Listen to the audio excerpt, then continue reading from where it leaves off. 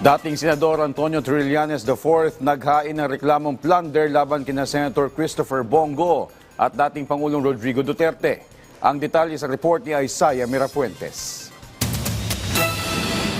Makapal na papel ang dala ng dating senador na si Antonio Trillanes IV nang nagtungo siya sa ombudsman. Laman nito ang kanyang isinampang kaso laban kay dating Pangulong Rodrigo Duterte at Senator Bongo. Dala rin ng kanyang kampo ang kahon-kahong supporting evidences na magtutukoy sa bintang na anomalya kay Duterte at Go. Inaakusahan ni Trillanes si Duterte at Go ng pang-aabuso sa kapangyarihan.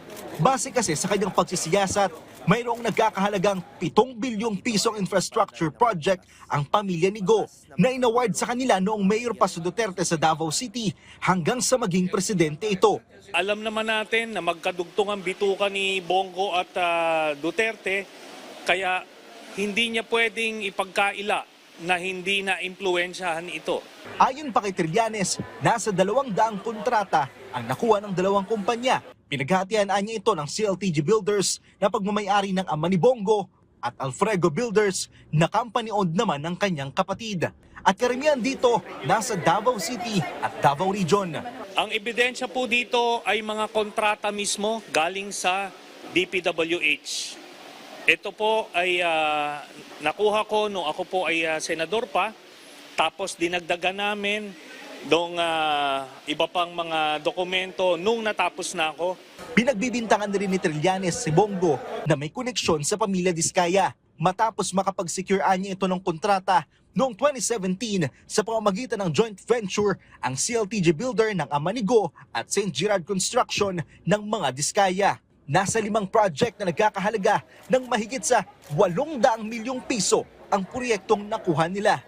Kaya yung sinasabi ni Bongo na hindi niya kilala yung mga Diskaya, may joint venture yung tatay at kapatid niya. Tapos, paano nagkakilala itong mga ito? Ang aligasyon agad sinagot ni Bongo. Ayon sa senador, inaasahan na raw niya ang reklamo pero wala raw itong sapat na basihan. Handa rin daw siyang makipagtulungan sa investigasyon pero umaasa siyang magiging patas ang ombudsman dito. Recycled na po yung mga issue. Pilit binubuhay para lang mapinturahan po ako ng maitim para siya po ang magmukhang maputi. My conscience is clear. Unlike him, panlabas o panloob, pati konsensya niya madumi. Naniniwala si Go na isa itong diversionary tactic. At ang dapat talagang panagutin, ang totoong issue. Ano bang totoong issue ngayon? Diba ang flood control scandal?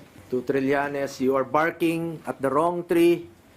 Kung seryoso ka talaga, bakit di mo kasuhan yung mga totoong mga corrupt talaga?